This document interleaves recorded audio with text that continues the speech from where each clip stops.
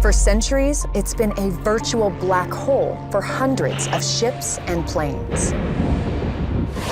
In an exclusive update to our original investigation, we examine whether bizarre natural forces could be the cause of the area's many unsolved disappearances. Down at the bottom, we found a wreck of an old fishing boat. Previously, we investigated two of the Triangle's most baffling losses: 5 naval planes and a ship with more than 300 sailors on board. Some blame an extraordinary phenomenon that breaks the fabric of space and time. I knew something spectacular had happened to me, something phenomenal. Now, the mystery deepens as scientists speak up about new theories for the Atlantic Ocean's most notorious graveyard. Is the Bermuda Triangle a supernatural vortex causing ships and planes to vanish? Or are these disappearances mere coincidence? My name's Jennifer Marshall. After serving in the U.S. Navy, I began a career as a private investigator. Now, I'm in pursuit of the unexplained, decoding the mysteries of the Bermuda Triangle.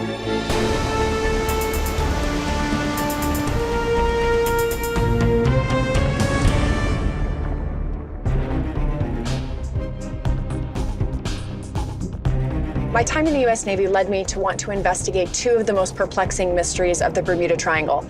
The first is the 1918 disappearance of the USS Cyclops. The ship disappeared with over 300 sailors on board. Still the largest loss of life for the U.S. Navy in peacetime. The second is Flight 19. 5 Navy Avengers disappeared. No wreckage, no remains were ever found.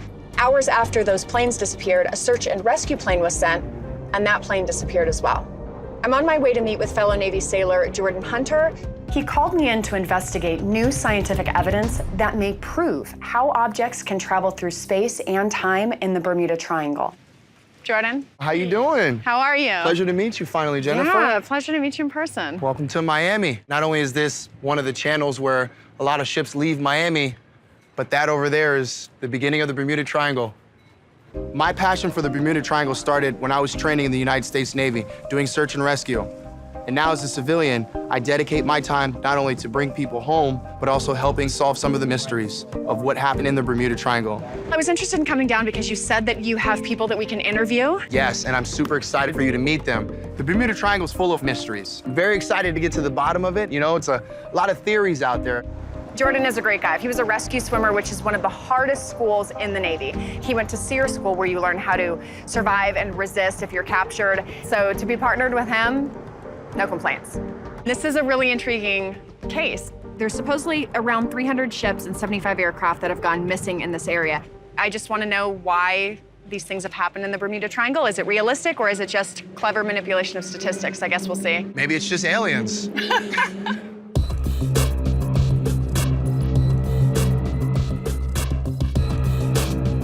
So here we have a diagram of what the Bermuda Triangle looks like. 500,000 square miles of ocean, Florida to Puerto Rico, all the way up to Bermuda and back to Florida. That's a vast area. It is. There's a lot of theories that surround it, like aliens or sea creatures that could have been a part of it. There's a lot of theories, most of which don't hold water. You're right about that, but the crazy thing about it is inside of this triangle, over 300 ship disappearances, all the way back over 500 years ago when Christopher Columbus wrote a journal entry saying that he saw fire-like things falling from the sky while taking this route. It's not a coincidence that all of this has to happen inside this concentrated area, like the USS Cyclops. I think it's just crazy that some ship the size of a skyscraper floating in the water vanishes.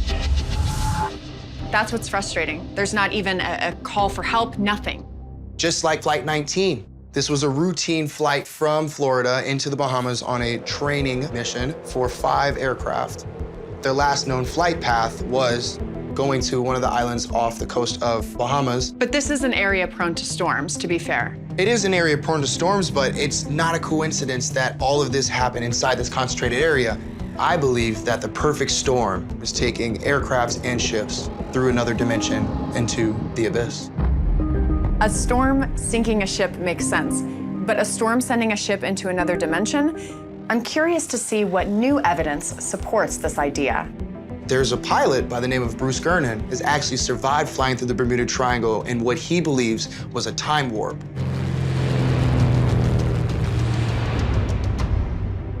I think not only is he the key to the Flight 19, but he might be the key to the entire Bermuda Triangle and all its mysteries. Many people have lost their lives. We don't know what happened to these ships or airplanes. I'm not discounting that, but I want to know the scientific reason behind it. And I think that's why it's important that we meet with Bruce Gernon today.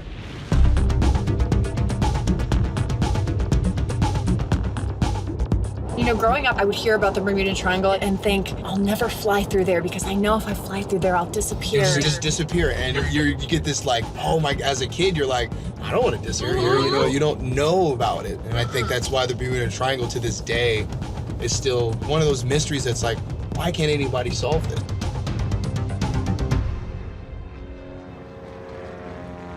We're on our way to go meet Bruce Gernon, a pilot that believes he time traveled from the Bahamas to Florida and an experience in the Bermuda Triangle. Yeah, I've got some information over here I'd like to show you. Awesome. I have watched a few videos with Bruce Gernon, and he claims that he went through some kind of vortex after a cloud formation encircled his plane.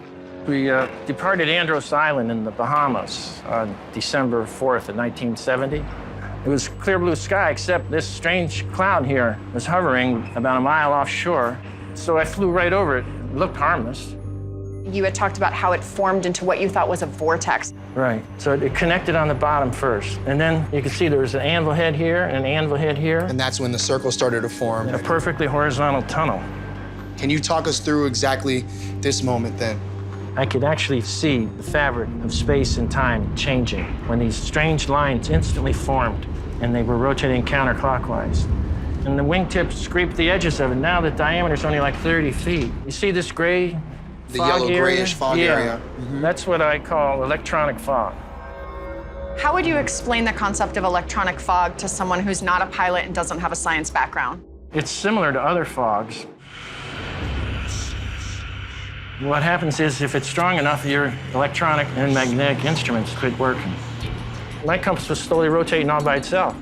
You start getting disoriented and dizzy. After only 3 minutes, it electronically dissipated. When this tunnel collapsed, it took only about 10 seconds for these lines all around the airplane to spread out until they were completely gone and I was in the clear blue sky.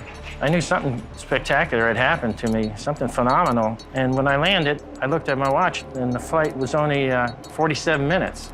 And I said, well, that doesn't make sense because I'd made that flight over a dozen times before and it always took at least an hour and 20 minutes. When I entered that tunnel, it only took just over 3 minutes to travel the 100 miles. Wow. Bruce claims that when he was inside the tunnel, his plane flew 10 times faster than should have been possible. I'm trying to change Jennifer from a skeptic into a believer today, and Bruce brought all the things that I need to help back up my theories. As soon as we got back to Palm Beach International, we'd always fill up the plane. And it only took 29 gallons to fill it up, and normally it would take 39 gallons. So this is the actual original gas receipt. So we saved exactly 10 gallons of fuel, which proves that flight was much shorter. Bruce, have you been able to talk to any scientist or anyone with any background that would be able to explain this in a scientific manner? I've told many scientists about it. Professor David Paris from the University of Nebraska. He knows the science behind what I experienced. He claims that he's created something that can warp space and time. So do you believe it's possible that Flight 19 went into a vortex and vanished into another dimension? I believe it's possible because if they did ditch, they should have found something because they had all their life jackets already on. And they had life rafts. So all 5 of them disappear with not even a life jacket floating to shore anywhere. It's strange. Bruce Gernon appears to have some proof that his flight traveled abnormally fast. I'm not convinced his story explains what happened to Flight 19, but I want to see if any scientific evidence proves there's a connection. And there's another Bermuda Triangle disappearance I need to investigate. A US Navy vessel that vanished without a trace. Could the answer be rogue waves? Mother Nature is ruthless. The ocean will break everything that you ever thought you knew and change it. 2 of the Bermuda Triangle's greatest mysteries were US Navy losses. Some believe the 5 naval planes of Flight 19 vanished when they flew into a vortex, similar to the one that encircled Bruce Gernon's plane. Then there's the even more bewildering case of the US Navy's greatest peacetime loss. So that right there is a ship, basically the size of the USS Cyclops, that went missing in the early 1900s. Just to give you a perspective of how big that is, a ship like that had 309 men. I find it hard to believe that a ship that size could just disappear out of thin air, nothing. Well, there is one theory, and that has to do with rogue waves. There's a man that not only has spent his entire life around the Bermuda Triangle and learning about rogue waves, but he's lived through them.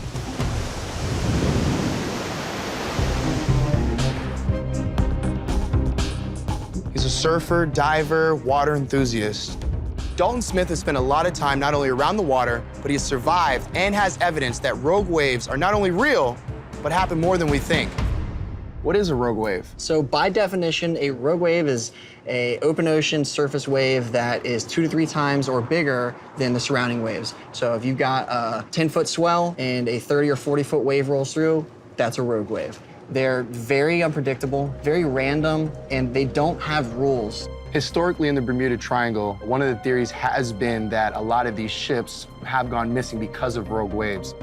The Bermuda Triangle is interesting because there's other areas in the world that traffic is the same, conditions appear to be the same, but they don't have the same issue. Something is there that isn't in other places. So what is this video of?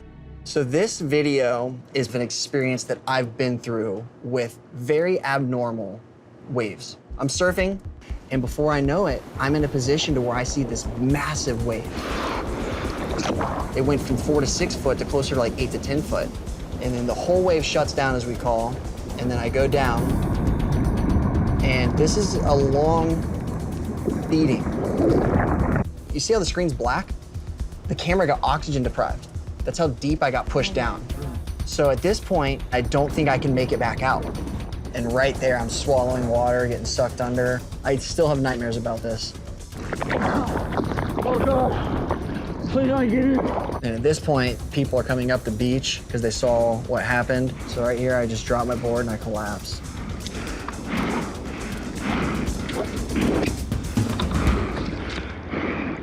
According to the science behind it, a rogue wave only means that it's larger than every other wave around it.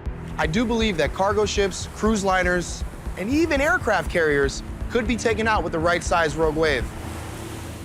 In my opinion, in the air, on the surface, underwater, I think a lot of it has to do with very bizarre weather.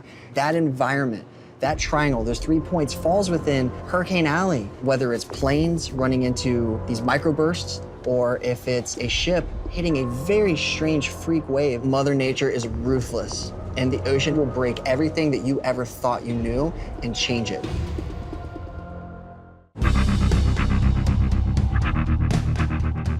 You know, I think my time in the Navy as a search and rescue swimmer just haunts me sometimes. These people just go missing, and you have all these families at home with hope. I agree, 100%. But I don't think that I'm ready to accept that some strange phenomenon is causing ships and planes to disappear in the Bermuda Triangle.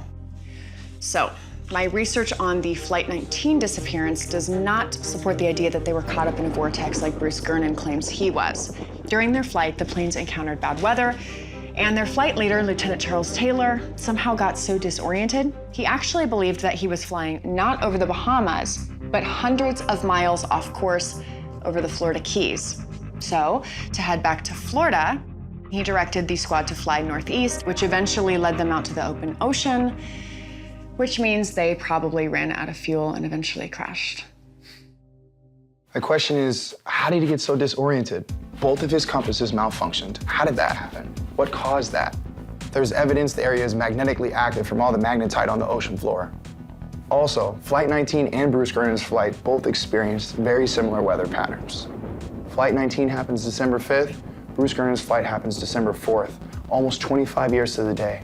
There is a scientist who supports Bruce Gernon's claims. Do you remember him mentioning a scientist by the name of David Paris? The professor from the University of Nebraska. Yes. I set up a Skype with him and his chief engineer for this evening so they can explain their theory.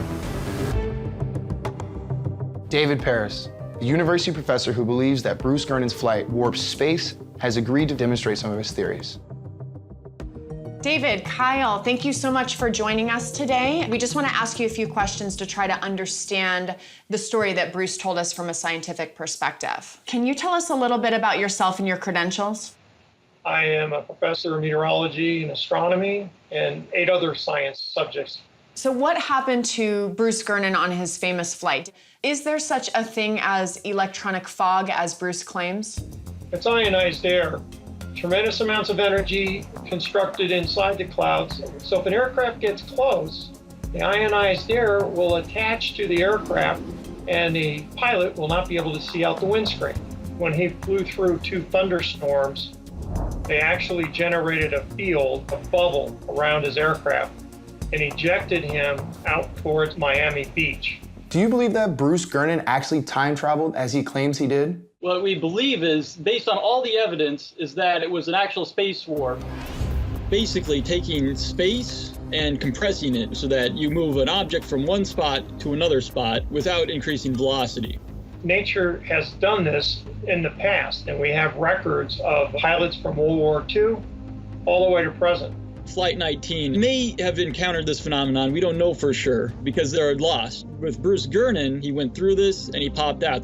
So we took Bruce's experience and we brought it into the laboratory. We've been able to replicate the compression of the fabric of space at low energy levels. What we're doing is we're actually bending the fabric of space. Our goal is to go faster than light. Two survivors of bizarre incidents in the Bermuda Triangle suggest their experiences explain 2 of the area's greatest mysteries. Dalton Smith believes the USS Cyclops could have been taken out by a massive rogue wave, while pilot Bruce Gernon believes Flight 19 may have been caught up in an electronic fog similar to the one that encircled his plane. Could science support either claim? Scientist David Paris believes Bruce Gernon actually experienced a space warp, and he claims he has an experiment that backs it up. His internal clock in the aircraft matched the tower control clock. The typical flight of 75 minutes, he did it in 47. He did not do time travel. He did linear displacement. When we're looking at normal space, where you have a point here and a point here, separated by space, and then when we're compressing it, we're moving the 2 closer together. So the space is still there, but it's just that the 2 points are actually closer together. So there's no velocity movement there. We're just moving with position. So explain to us how your test in the lab demonstrates this. In this test, we are energizing a motor to replicate the force of a massive thunderstorm, but scaled down in size. We have a laser attached to the motor. The power compresses the fabric of space. Bending the fabric of space pulls the motor in a downward direction. We can see the amount of compression by marking the start and end points of the laser beam on a piece of graph paper. So here we go. Ready? Okay. Okay. The graph paper in the corner should reveal whether the laser moves. David and Kyle are only sending a small amount of power to the motor. So if the laser moves, they believe it demonstrates that the combined power of 2 immense thunderstorms could have moved Bruce's plane the distance he said it did. 5 seconds.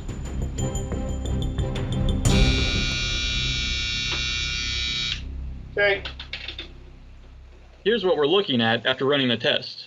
We look at the displacement from the top line to the bottom line, from the starting point to the end point, which is about 4 millimeters. And even though that sounds like a tiny amount, when you calculate what the distance would be with the amount of energy produced by a massive thunderstorm, it confirms how Bruce's plane could have moved 100 miles in 3 minutes. David, Kyle, thank you guys so much for your time. Have a good day, guys. All right. Very interesting. So from what I'm understanding is Bruce's flight did not time travel, but it actually was able to jump through space in kind of like a space warp. So from point A to point B, instead of taking the time to travel here, it was able to bring it together. I mean, I get what they were saying it was, but at the same time, there are people with doctorates in physics. There is a professor who's a world-renowned physicist, he's a futurist, and I'm gonna try to see if I can get in contact with him. I would love to hear his side of this. But first, Jordan, I want to get back to the Cyclops mystery, and I know exactly where to go.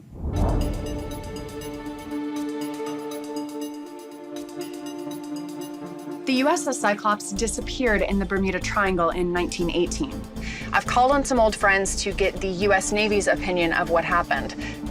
I'm headed to one of the most sophisticated Navy bases in the world, Naval Surface Warfare Center, Carteret in Maryland. Welcome aboard. Thank you. If there's any truth to the idea that rogue waves are taking out ships in the Bermuda Triangle, they should have the answers here. This is the maneuvering and seakeeping basin here. It has 12 million gallons of water. We have a wave machine that can let us create wave conditions from all around the world to ensure that our Navy craft can operate safely. It is one of the largest wave facilities in the world, if not the largest. There's a lot of talk with regards to the Bermuda Triangle that rogue waves are one of the reasons that ships tend to disappear. What is your scientific stance on a rogue wave? Rogue waves are waves that are seemingly uncharacteristic for the prevailing sea conditions. A wave that's over 2 times the mean wave height, so they are just a rare event within what would normally happen. They come and they dissipate very quickly, and that's why they're viewed as rogue, in quotes. So what are we going to see here today? What have you set up for us? We're going to see the maneuvering and seakeeping basin create waves. We're going to see this model here, which is a representative Navy combatant. We're going to see a scale of a sea state 6 condition, which is a storm condition. All the individual little waves that you're adding together cause those events to happen. The USS Cyclops wasn't the only Navy ship to disappear in the Bermuda Triangle. 2 of its sister ships, the Nereus and Proteus, also vanished there. So I'm really curious if the upcoming test will reveal if a rogue wave could sink a massive ship. While Jen's at the naval base, I'm on the way to go meet up with Bruce Gurnon and one of his buddies who's an air traffic controller who has a flight simulator to go reenact the flight that he took into electronic fog. Since I don't know how to fly a plane and it was a little dangerous to try to reenact this, Richard's gonna be taking us through a flight simulator today. This simulation will show us the exact aircraft that Bruce was flying when he encountered the electronic fog. Yes, that's the Bonanza A36. Go ahead and start moving. So flight plan's filled, all is good, full tank of gas, and here goes our takeoff. So when did you first see the cloud starting to form off the coastline? The Great Bahama Bank, which you can see right there. And this is where lines were slowly rotating counterclockwise. And this is where Professor Paris claims there was this incredible linear displacement. So Richard, can you explain to me what you're feeling and how you're seeing the cockpit right now? It's very disorienting. I can't see outside the window at all. All I see is the effects of what he was talking about. Linear lines, they're not rotating like what he encountered, but it's very hard to control. Yeah, you're a little nervous about maybe going off to the side. If you did that, you probably would perish. Bruce lost all of the instruments inside and his compass was spinning. They're all going haywire. I've never encountered anything like this.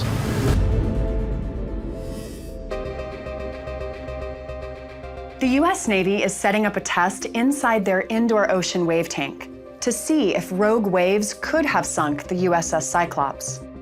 But while they prepare for the test, the naval engineers at Carteret have suggested we examine other reasons for the ship's disappearance. It may be the ship's hull fractured too easily. In the fatigue and fracture lab, we're evaluating mechanical properties of metallic materials. So we're looking at strength of materials.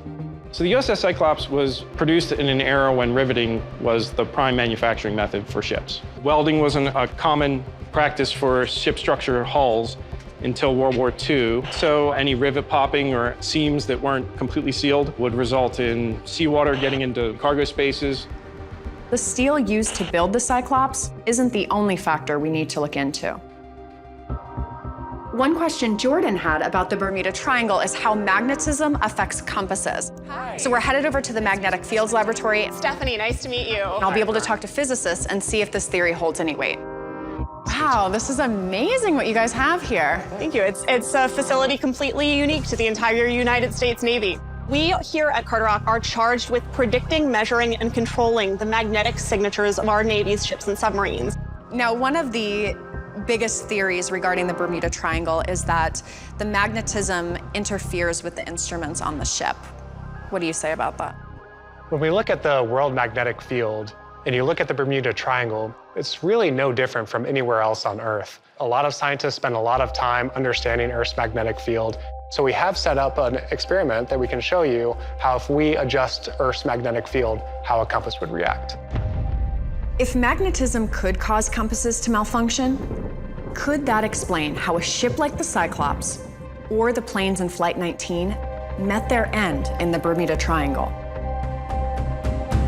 What we have here is a way to input how much current we want to run through our coils in order to take you anywhere in the world magnetically. Oh, interesting. What we can do is change the magnetic field of our lab, and we'll see the compass change as a result of that. So it will look as though north has all of a sudden changed where it is. So how do you do that? How do you change north? If you look all around this facility, we have cables that carry currents. We adjust the electrical current in these cables, and that can simulate a magnetic field. It'll spin until it locks onto a heading. Oh my gosh, wow. This compass now thinks that north is where southwest actually is in this building. This is interesting. Flight 19's leader, Lieutenant Charles Taylor, reported that both of his compasses were out shortly before the squadron disappeared. This is one reason why some have suggested magnetism was a factor in the flight's fate. Is there a scenario where this would happen in real life to a ship or a plane? No, we are making very significant changes to the magnetic field in this building of the sort that can only be accomplished in a lab setting with the coils that we have designed to go inside of this building. There is a theory that there's more magnetite in the seafloor in the Bermuda Triangle, and therefore it's more magnetically charged. What are your thoughts on that? It would be a very little effect, a negligible effect. Earth's magnetic field is so large that it really does dominate anything coming from Earth's crust. Is it possible that a magnetic charge could get a compass to spin like we see so much in movies and on TV? I've never seen a magnetic material make something like a compass randomly spin. Nothing about the Bermuda Triangle is different magnetically from any ship's navigation anywhere else in the world. So it couldn't happen, no way? Nope. As far as I'm aware, no. The physicists have spoken. It's very hard to control. Yeah, you're a little nervous about maybe going off to the side. Bruce Gernon claims that when his plane entered a vortex in the Bermuda Triangle, he reached his destination in an impossibly short amount of time. You know, everything that Richard was able to do with that simulator to help Bruce recreate his story was wild. But now, I want to experience it myself. Keep your eye on your airspeed indicator because you don't know it's fluctuating so much because of what's going on here.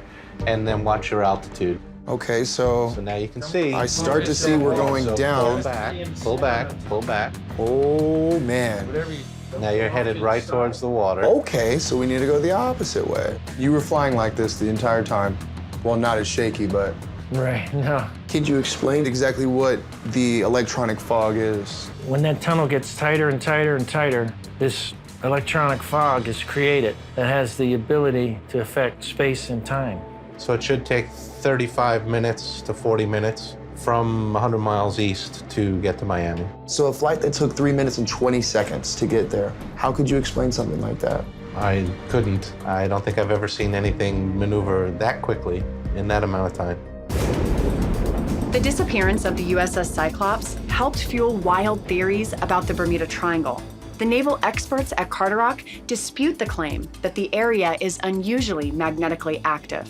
So if magnetism was not a cause of the Cyclops' demise, was it rogue waves? At Carderock's Mask Wave Basin, they're prepping a series of waves to test a scale model ship. So the team has the model ship ready and in the water. Now it's time to generate a scale model rogue wave. This will give you a feel for what a Navy sailor on one of these would see in these types of conditions.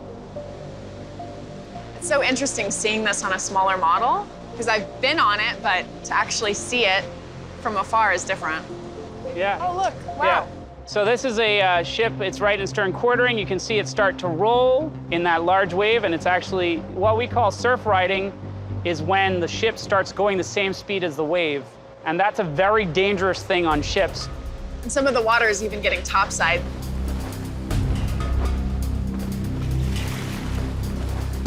So, can a rogue wave sink a ship? Oh, that's a lot of rolling. And it's pitching quite a lot, too. This model ship is holding up under the assault and is not sinking today. Does that mean a more mysterious force could have caused the USS Cyclops and its sister ships to vanish? So is the Bermuda Triangle any more dangerous than any other part of the ocean? The latest rounds of research have not found the Bermuda Triangle to have any statistically different level of losses of ships. The statistics have not been borne out that it's any more dangerous than any other place. If the Triangle is not more dangerous, what else could have caused the demise of the Cyclops? I look at this replica of the USS Neptune, which is a sister ship to the USS Cyclops, and I'm really floored at the size of it. How does a ship this size disappear? So very easily. If you look at the conditions it may have been in the Bermuda Triangle, any ship in the wrong course and heading can capsize in a condition that it wasn't meant to be in. Now, I'm sure you've heard plenty of theories about the Bermuda Triangle, about the USS Cyclops, what happened to it. Which theories do you give more credence to? Given our expertise here, I discredit the alien approach toward disappearance. However, I do think that based on the structural integrity of the ship, the weather it was in, it had a situation where it would have capsized. It could have been too much weight for the ship to carry and cause some sort of fracture in the foundation of that ship. My visit to Carderock suggests a combination of factors led to the Cyclops' quick demise. The riveted hull made it vulnerable to a strong wave, which could have led to it sinking quickly. There is another lingering question I have about the Bermuda Triangle. I want to run the space warp theory generated by Bruce Gernon's flight past someone like Dr. Michio Kaku, a world-renowned theoretical physicist. Dr. Kaku, thank you so much for your time this morning. My pleasure. Bruce Gernon was a pilot who claimed to have flown through a vortex in the Bermuda Triangle, and what was supposed to be an 80-minute flight was condensed to 47 minutes. It seems to me that if a person is going through a vortex, his sense of space and time could be psychologically altered, so that if you put him in a lie detector, the lie detector would say that, yes, he seems to be telling the truth, because he thinks that he went through space and time. So Bruce Gernon, the pilot, was able to provide us with a receipt that he had used far less gas than what he would usually use on that route to bolster his claims of traveling through this vortex. Well, I don't doubt that he thinks he went through a vortex. However, a receipt is not proof. I mean, we need something sensational to verify a sensational claim. An airplane going through a vortex simply does not attain the massive amounts of energy necessary to speed up or slow down time, even by a fraction of a second. There are people who say that the massive thunderstorms in the Bermuda Triangle can create this type of energy that might be able to warp space and time. Even the entire energy output of the Earth, with all its thunderstorms, with all its energy, is still not enough to warp the fabric of space and time. It's simply a possibility that you can harness if, and only if, you can control the output of a star. All right, let's get to the bottom of this. After talking with a few eyewitnesses, researchers, and experts, where do you stand on all this? You know, going to Carderock was a really interesting trip. So early in the 20th century, ships were constructed in an entirely different way. They used a rivet system, and they also routinely overloaded ships. So as an investigator, I have to look at all the plausible reasons this could have happened and not make that jump to the supernatural. But it's not like we're talking about ghosts. There's real science behind this. What about when it comes to Bruce Gernon and David Paris and his theory of space warp? I am certainly open to the possibility that Bruce Gernon experienced some sort of odd weather phenomenon, but a space warp? Dr. Kaku explained to me that you would need to harness the power of a star to make that possible. But I'm not convinced. Remember, Dave and Kyle appeared to warp space with their tests, even with a small amount of power. You know, with Flight 19, I could easily see how experienced pilots could get disoriented if they lost visibility or the use of their instruments. I still have an open mind, especially since the team leader reported he lost both of his compasses. But the experts at Carderock confirmed that the magnetic field inside the Bermuda Triangle does not cause compasses to go haywire. That's just an urban legend. But what if something other than a magnetic field could cause that? Unfortunately, it was probably pilot error. He was too far off course to make it back, or for a rescue operation to find them in time. And as far as the search and rescue plane, there was a report from a ship seeing a huge explosion on the water close to their coordinates. As you probably know, the PBM-5 were accident-prone, so it didn't vanish in a space warp. It probably just crashed.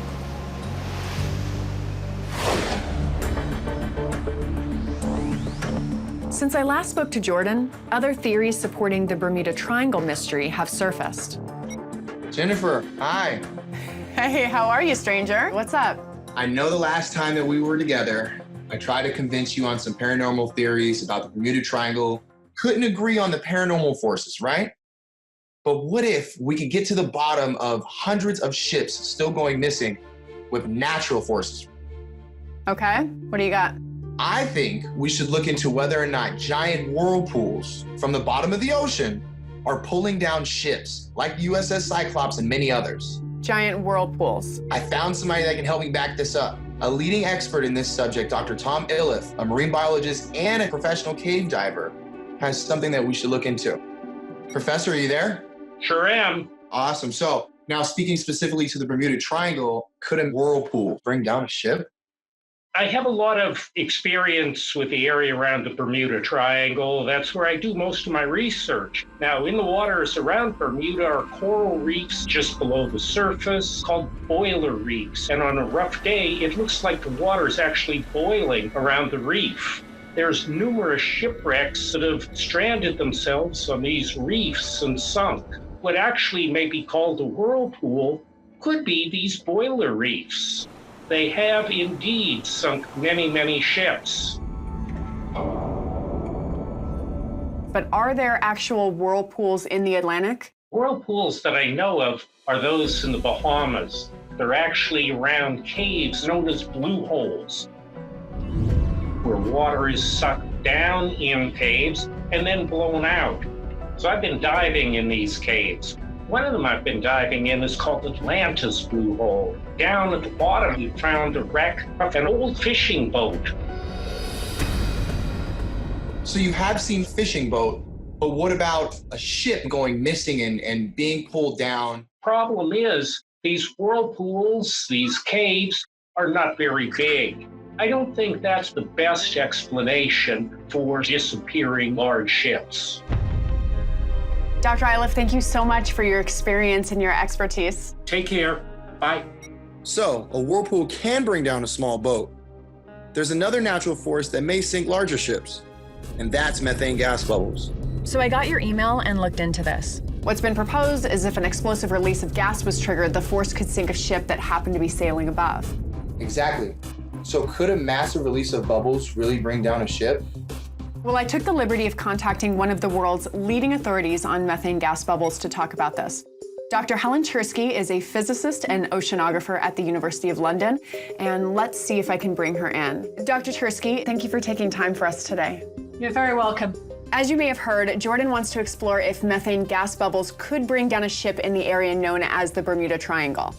Fair enough. It's a question that gets asked a lot. I am a bubble physicist, it's a real job, and so I study bubbles and all the things they do. And the bubble for me isn't a soap bubble, you know, floating in the air. It's a pocket of gas underwater. So, big question of the day. Can methane gas bubbles actually sink a ship? We've never observed big, sudden releases of methane from the seafloor. It looks like a very slowly fizzing drink in the most extreme cases. What actually happens if a ship is sitting on top of that plume, the bubbles rise up, they push the ship up, not down, and then they push it off to the edge of that foam patch. Boats are designed to tilt and to deal with big waves. So sorry, but not this time. Okay, I got one for you then. USS Cyclops. When it was leaving port, it was overloaded and also listed to one side. Could this have been something that possibly played a factor in methane gas bubbles sinking it? Sure, it's vulnerable, but like you said, there's other problems with that. You know, if there was a storm came along, they would threaten it far more than a mysterious plume of bubbles. You know, a weakened ship is a weakened ship. Well, Dr. Chersky, thank you for clearing everything up for us today. Thank you so much for your time and expertise. We really appreciate it. Happy to help. Bye. So the disappearance of the USS Cyclops remains a mystery, but one piece of the Bermuda Triangle mystery has just been solved. Do tell more. In 1925, the SS Cotopaxi set out from South Carolina heading to Cuba with a cargo of coal, but never made it. Earlier this year, a wreck that was close to St. Augustine, Florida, was confirmed to be the Cotopaxi. It's been reported that the ship had broken hatch covers. Despite that, the ship sailed out in that condition, which meant that even in a small storm, water could have sloshed over, ran into the hold, and sunk the ship. This is a disappearance that was blamed on the Triangle, but technically the ship sunk outside of its lines, and there is a reasonable explanation. Well, that's one mystery solved. Now, Jordan, all of these alternate theories, whether whirlpools or methane gas, the science does not support the idea that they are making ships disappear. But I will say, the Bermuda Triangle is a very enticing legend.